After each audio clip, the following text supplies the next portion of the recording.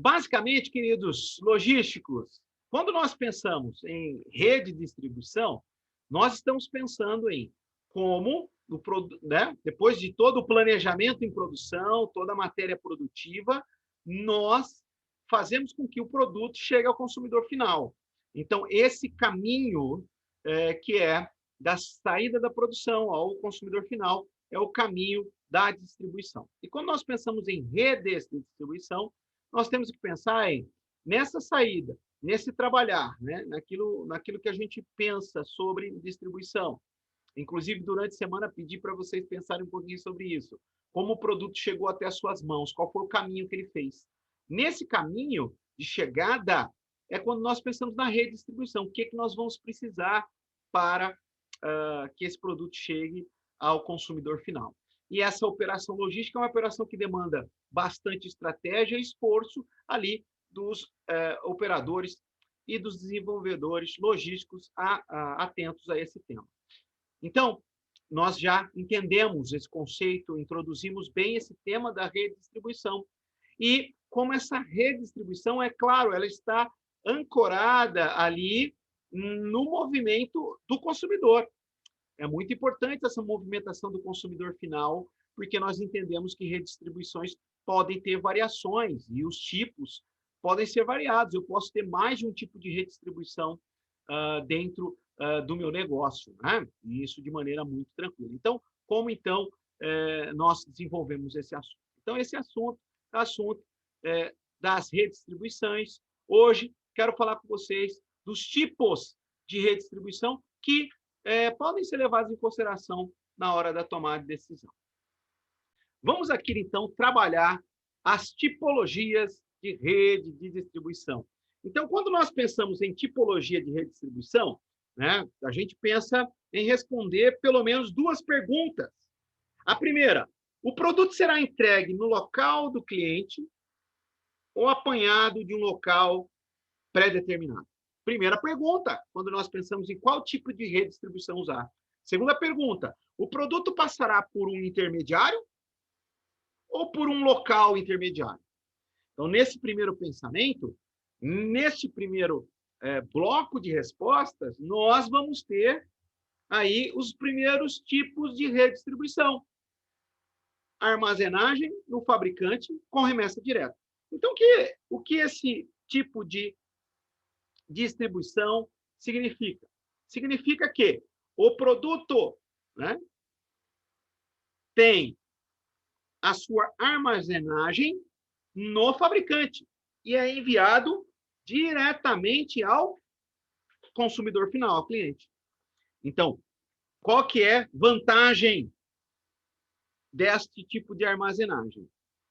A vantagem desse tipo de armazenagem, ou seja, armazenagem no fabricante com remessa direta, é que a capacidade de centralizar o estoque e gerenciar é muito alta.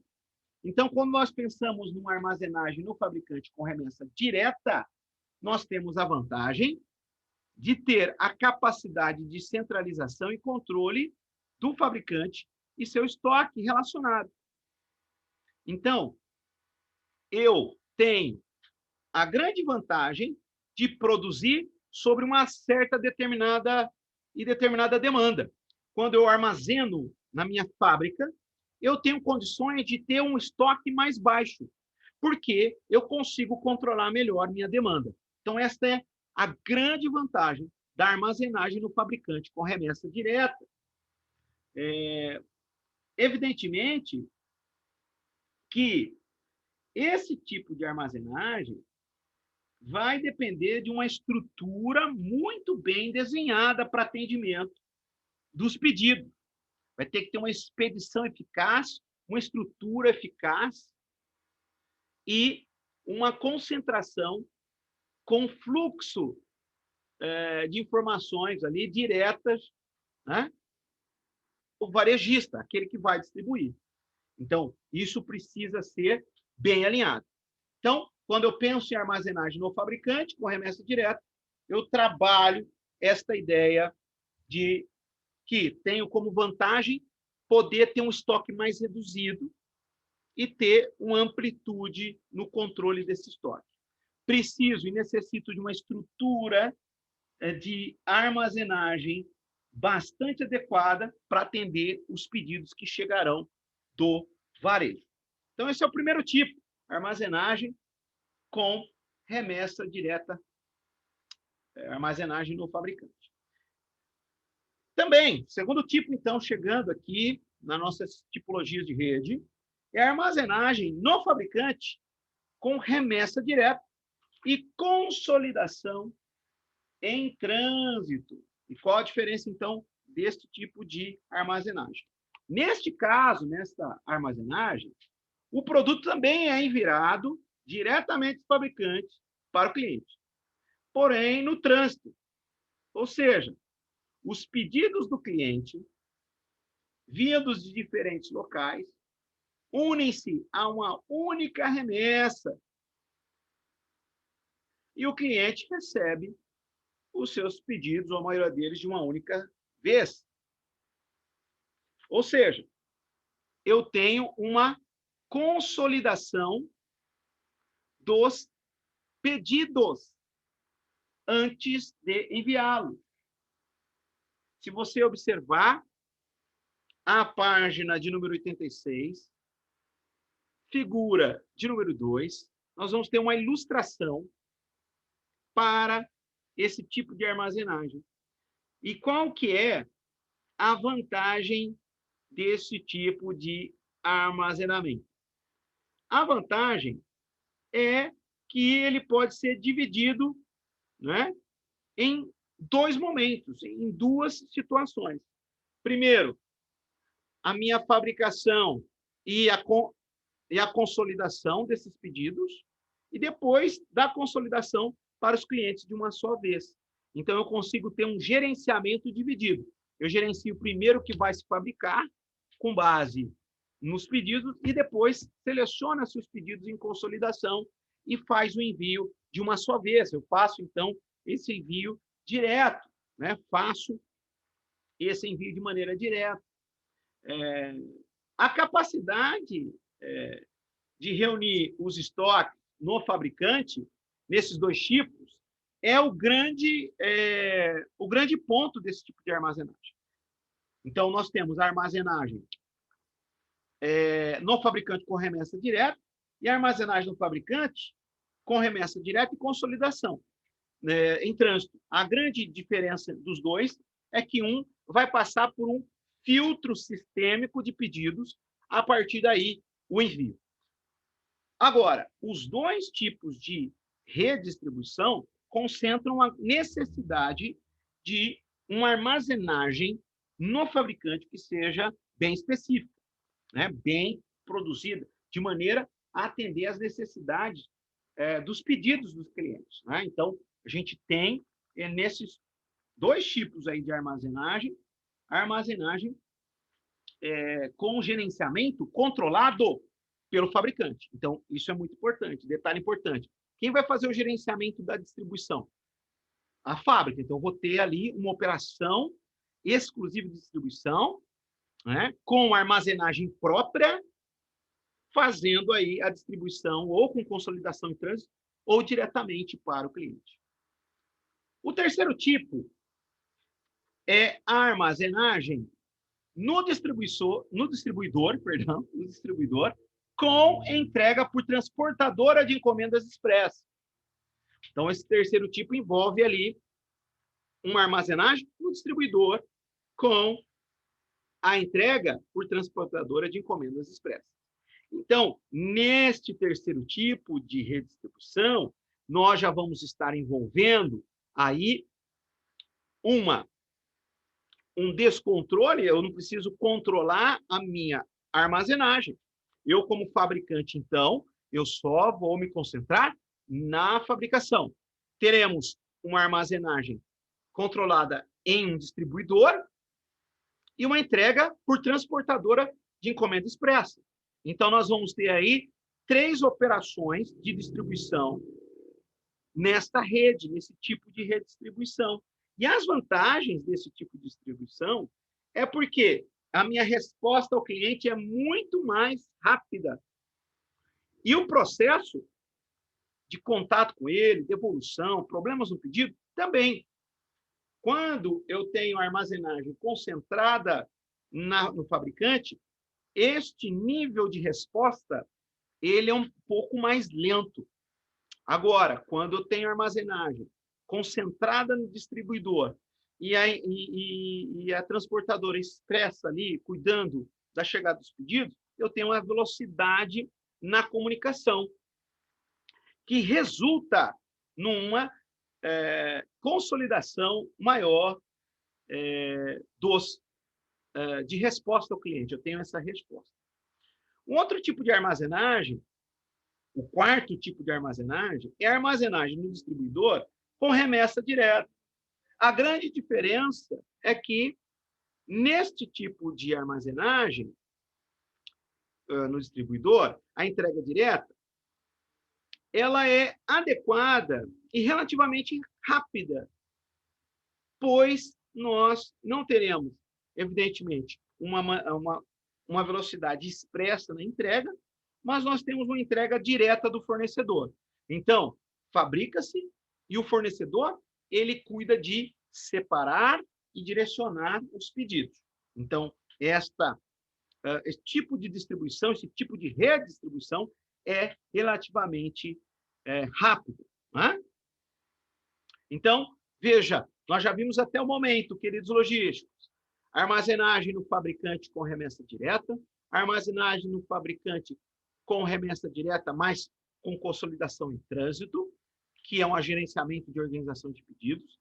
Vimos armazenagem no distribuidor com entrega por transportadora expressa, e agora o quarto tipo, armazenagem no distribuidor com remessa direta. O quinto tipo é a armazenagem do fabricante ou no distribuidor com retirada para o cliente. Um engajamento no cliente ou do cliente dentro dessa perspectiva de participação. Então, é o famoso delivery, não é? Eu fabrico, o cliente retira. Essa retirada pode ser no meu fabricante, quando eu tenho, então, um tipo de armazenamento, ou pode ser no meu CD, no meu centro de distribuição. Pode ser no distribuidor. Pode ser no CD, a retirada. Pode ser também no meu armazém. A vantagem desse tipo de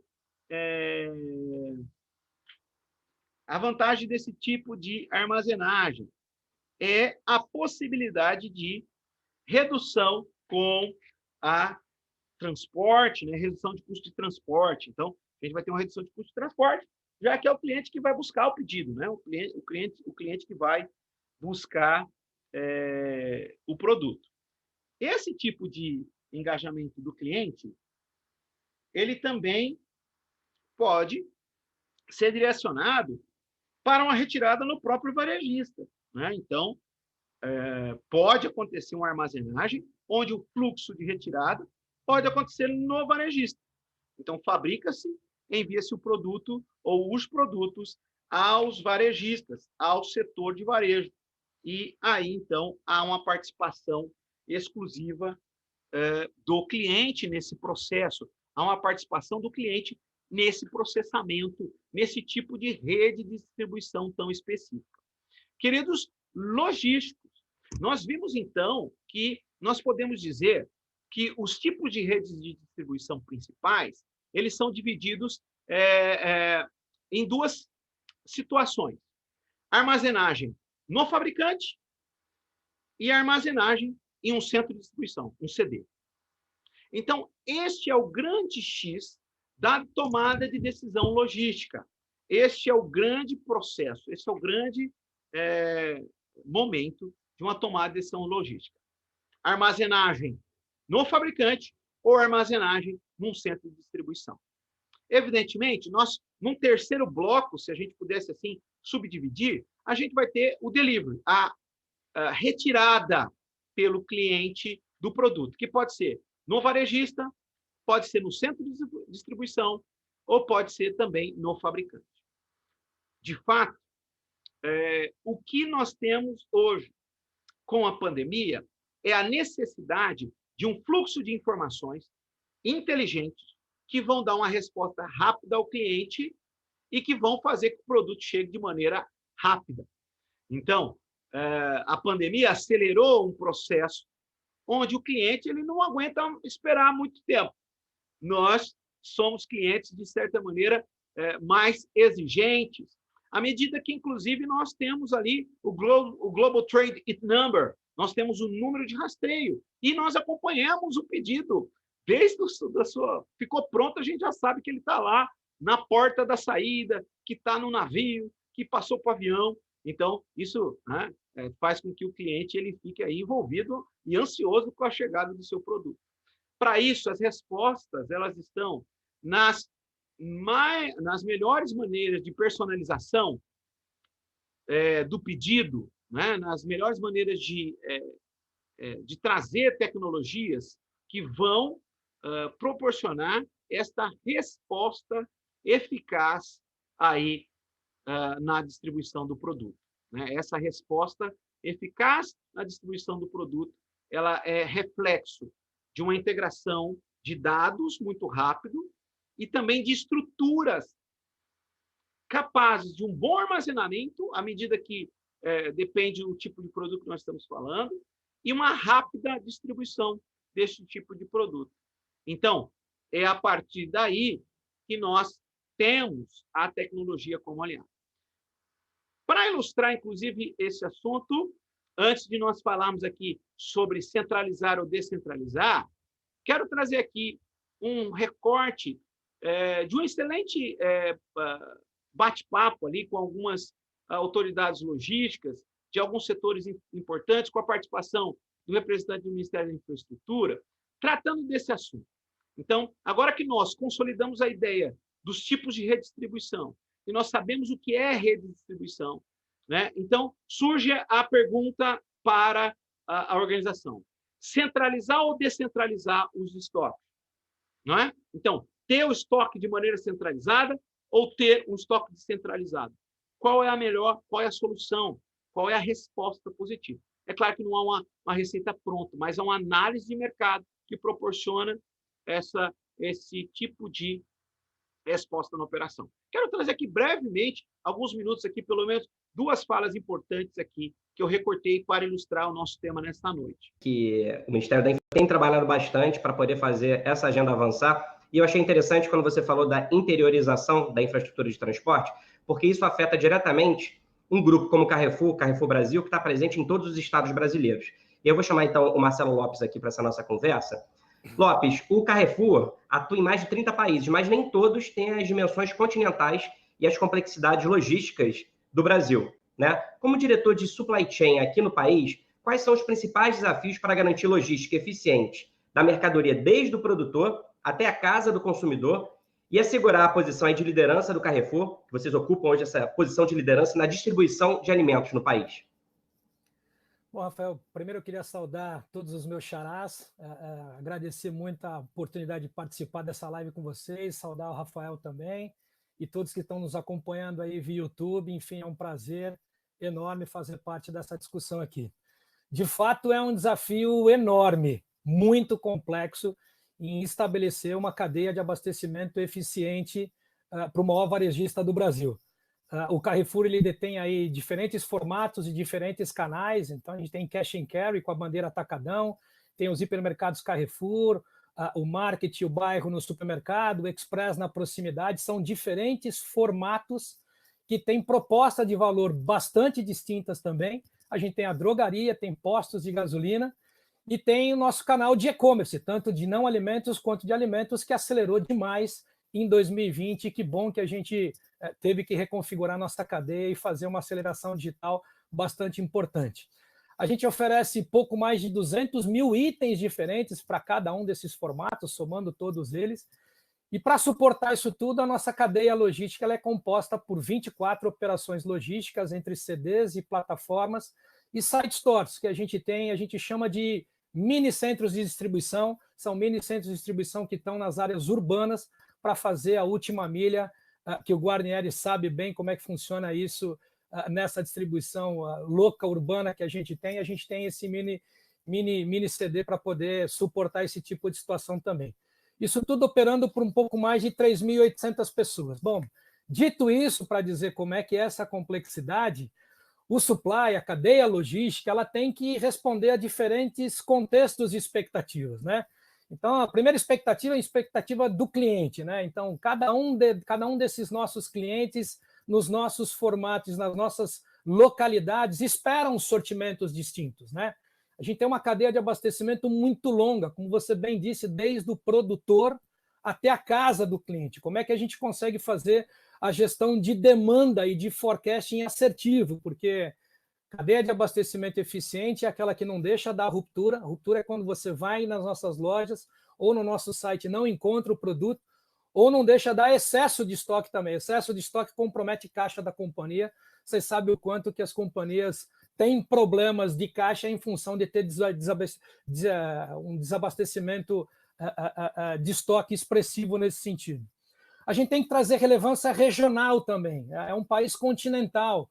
Existem produtores que têm uma eficiência regional diferente por outra regional também. Então, os nossos clientes procuram produtos regionalizados, próximos da origem de consumo daquilo. Logística omnicanal. A logística omnicanal é promover um ecossistema para os nossos clientes, onde, independente dele entrar num mundo físico ou no online, ele vai se relacionar com o Carrefour. E aí a gente começa a falar sobre um grande desafio de logística tributária e logística reversa. Não dá para se falar de desafio de infraestrutura logística quando a gente não toca no tema de logística tributária. A gente, infelizmente, está num dos poucos países onde a menor distância não é a mais rentável. Você pode passar por algum outro estado que tenha aí uma eficiência tributária e oferecer essa eficiência, e aqueles 2.000 quilômetros de custo viram resultado positivo para isso também. Expectativa dos clientes também no quesito sustentabilidade. Não dá para se fazer toda essa distribuição ofendendo o seu entorno, ofendendo o planeta. Então, pensar numa nova matriz energética com menos dependência do diesel e aí, portanto, ter, obviamente, uma intenção de cabotagem e de trilhos maior na tua matriz energética é o que a gente procura e a gente tem projetos para isso também. E toda a parte de rastreabilidade, ou seja, oferecer rastreabilidade para o nosso consumidor para ele entender a garantia da origem daquele produto. Então, a gente monitora, por exemplo, áreas protegidas indígenas, biomas por queimada. Se existe alguma participação, por exemplo, de gado nessas regiões, a gente não compra esse tipo de produto para trazer para dentro da nossa cadeia de abastecimento. E a nossa expectativa de supply, Rafael, a gente tem que ser ágil, a gente tem que responder de forma eficiente para cada um desses canais e formatos. A gente tem que ter flexibilidade para entender a especificidade desses canais também. E oferecer rentabilidade. Como você mesmo bem disse aí, 12% em média do custo logístico do PIB do país, ele é muito alto, e a logística ela pode ser um grande viabilizador de soluções rentáveis para o seu negócio, o que daria aí uma sustentação de um P&L mais eficiente na última linha. Então, enfim, esses são os principais desafios que a gente tem para manter de forma eficiente a nossa cadeia de abastecimento no principal varejista do Brasil. Obrigado, Lopes. E agora eu vou conversar com o Saraiva para falar um pouquinho sobre o trabalho da Brado, sobre as operações da Brado e os desafios. A Brado é referência nacional em logística multimodal, criada em 2011. A empresa oferece soluções na movimentação de contêineres aos principais polos de produção e consumo do Brasil, com a sua estrutura própria composta por 20 locomotivas, mais de 4.600 contêineres e 2.400 vagões, além de equipamentos, armazéns e terminais, atende clientes voltados tanto para o mercado interno quanto para exportação e importação. Saraiva, como presidente, então, de uma grande empresa de logística que desempenha um papel aí estratégico no transporte rodoferroviário de contêineres para o escoamento de produção de mais de 250 clientes, quais são, na sua avaliação, os principais entraves logísticos que o Brasil precisa superar mais urgentemente? Rafael, obrigado. Abraço a todos os Marcelos. Eu fiz uma brincadeira aqui, todos têm cara de inteligente, então isso é bom, né? Então, abraço a todos, quem está nos ouvindo também. Bom, eu acho que o Lopes colocou muito bem essa questão da cadeia, né, de distribuição. concordo muito com o Lopes quando ele fala da questão tributária também, é um ponto que se deve analisar, né? Às vezes a gente quer passar de um estado para o outro, não consegue, porque tem que ter uma data diferente. Mas eu vou fazer aqui uma provocação muito voltada à disrupção, né? A gente fala muito de necessidades, mas tem dois players aí, que é o provedor da cadeia, que no caso a Brado, e tem os clientes. Eles precisam mudar um pouco a cabeça, eles precisam também modernizar a operação, né? Com alguns exemplos, né? Hoje é inadmissível uma carga, a gente receber uma carga e entregar essa carga sem qualidade, né? Como também é inadmissível a gente receber uma carga, fazer todo o trâmite logístico e chegar na porta do local para descarga e o caminhão ficar 20 dias, né?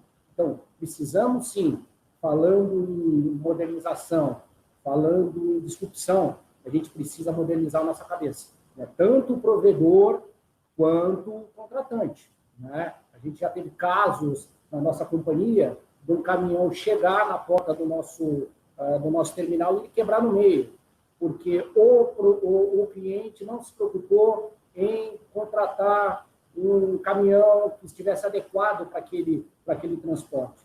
Então, assim, eu acho que um dos entraves hoje é abrir a cabeça, né? A gente tem que abrir a cabeça. Quando eu falo de Brado, a Brado tem uma multimodalidade que ela faz caminhão, vagão, e isso é diferente de você contratar um caminhão da sua porta e levar aonde você no destino. Então, a gente precisa ter planejamento. Então, o cliente hoje, para entrar na ferrovia ou na multimodalidade, ele tem que se planejar, né? E ele tem que querer se planejar. Então, eu acho que a pitada aqui de discussão que eu gostaria de colocar é que a gente fala muito de disrupção, a gente fala muito de ESG, né? Mas a gente tem também que modernizar a cabeça. E estou chamando para a gente aqui como provedor também, tá? Eu faço pergunta, eu pergunto todos os dias para os meus parceiros aqui, o que nós estamos fazendo de novo, né? O que nós estamos oferecendo de novo para os clientes, o que os clientes desejam e o que a gente pode fazer, né? E a gente tem casos aqui, Rafael, já tivemos casos do cliente falar que não está legal né, a prestação de serviço, e a gente discute, né? O fundo fala, olha, será que nós conseguimos atender esse tipo de cliente? Então, Rafael, respondendo, a gente tem que abrir a cabeça, né? Abrir a cabeça, eu digo, os provedores e os contratantes. O mundo está mudando e a gente tem que mudar. Não adianta só ficar esperando, tem que agir também. Então... Muito bem, queridos logísticos. Para ilustrar aqui o nosso tema, eu trouxe aqui pequena fala aí de dois dos Marcelos, o Marcelo Lopes, do Grupo Carrefour, né? E você acabou de ver aí também a fala aí do Marcelo, CEO, presidente da Brado Logística, nesse desenvolvimento. Tratando agora, queridos, no segundo momento aqui para falar sobre centralizar ou descentralizar estoques. E essa decisão é tomada no seguinte sentido. O conceito é muito simples. O que é centralização? É quando de um centro de distribuição único saem todos os meus produtos para o consumidor final.